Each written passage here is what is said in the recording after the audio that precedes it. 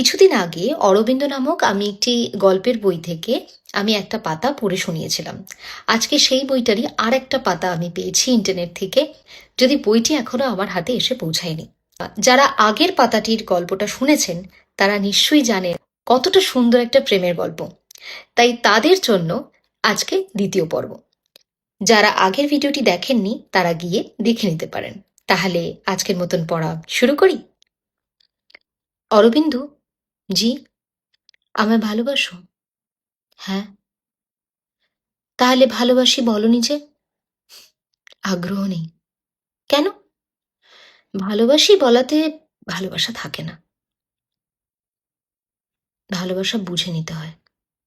তাহলে কিভাবে বুঝবো ভালোবাসো? আমার সমস্ত দুঃখের কথা কেন শুধু তোমাকেই বলি? মন খারাপ হলে কেন শেষ কলটা তোমাকেই করি? তুমি বোঝো না? তবুও না বুঝলে ভালোবাসি বলে বোঝানোর ইচ্ছে নেই। একটা কবিতা শোনাও। তোমার চোখ, ভুরু, নাক, ঠোঁট, চুল, কপালের টিপ, পরনের শাড়ি ইত্যাদি।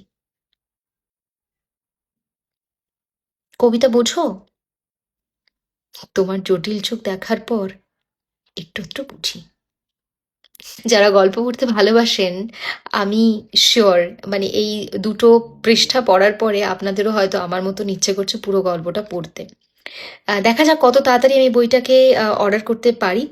আর তারপরে আপনাদের সবার সাথে আমি একটু একটু করে ভাগ করে নেব এরকম সুন্দর সুন্দর মুহূর্তগুলো এই গল্পটার থেকে। আর যদি এই রিলটা ভালো লেগে থাকে তাহলে একটা লাইক করবেন। যারা এই ধরনের প্রেমের বিষয় পছন্দ করেন তাদের সাথে এই রিলটা শেয়ার করে নিতে পারেন। দেখা হচ্ছে পরবর্তী একটি ভিডিওর সাথে খুব তাড়াতাড়ি। নমস্কার।